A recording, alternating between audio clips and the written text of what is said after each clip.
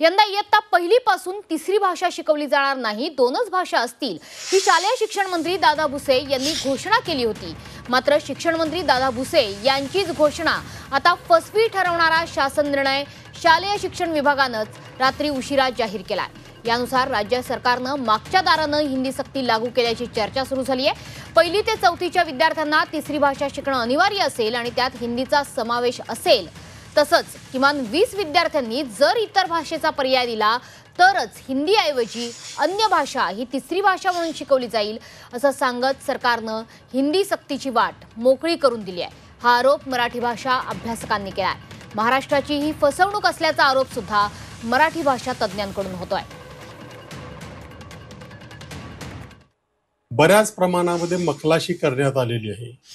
म्हणजे एकीकडे असं भासवायचं की आम्ही काही हिंदीची सक्ती केलेली नाही, दुसरी भाषा निवडता येईल, परंतु ही तिसरी भाषा म्हणून जी दुसरी भाषा निवडायची आहे ती मात्र हिंदी व्यतिरिक्त देशातील कुठलीही एक भाषा निवडायची आहे।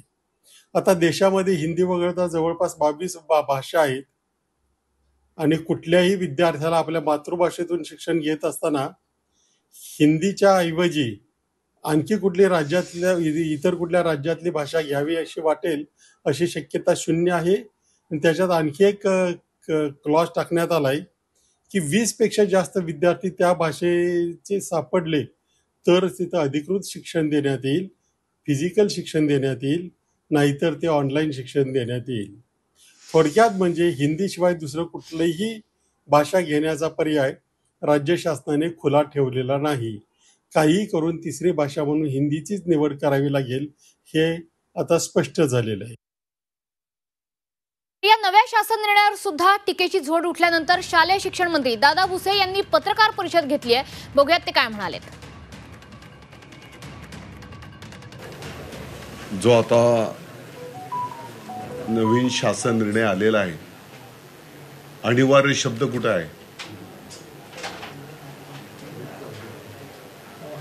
म्हणजे तुमच्या पहिल्या प्रश्नापासून मी करतो। पहिली गोष्ट तर सर्व माध्यमांच्या शाळेंमध्ये मराठी भाषा हे बंधनकारक आहे।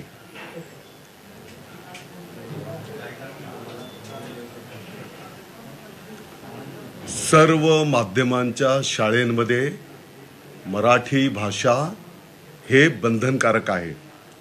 मग ते इंग्रजी माध्यमाची शाळा, मराठीमध्ये तर काही विषयच नाही, इंग्रजी माध्यमाची शाळा असेल किंबहुना इतरही माध्यमांच्या ज्या शाळा असतील या सर्व शाळेंमध्ये मराठी भाषा हे बंधनकारक आहे। तर आताच्या घडीला पहिली ते 5वी साठी जे विद्यार्थी इच्छुक असतील त्याप्रमाणे तिसरी भाषा देण्याचा निर्णय करण्यात आलेला आहे। ज्या वर्गातील विद्यार्थी तिसऱ्या भाषेच्या संदर्भामध्ये त्यांच्या इच्छेप्रमाणे मागणी करतील त्याप्रमाणे तिसरी भाषा शिकवण्याचं नियोजन त्या ठिकाणी केलं जाणार आहे।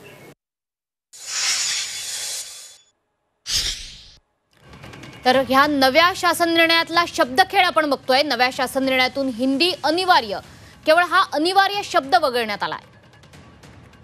अनिवार्य शब्दाऐवजी सर्वसाधारण असा शब्द वापरला गेलाय। 20हून अधिक मुलं जर इतर भाषेसाठी इच्छुक असतील तरच ती भाषा शिकवली जाईल असंही या शासन निर्णयात म्हटलंय। तिसरी भाषा म्हणून हिंदी भाषाच शिकावी लागणार असं या शासन निर्णयातून ध्वनित होत आहे। हिंदी भाषा न घेण्याचा पर्याय त्यामुळे असणारच नाहीये।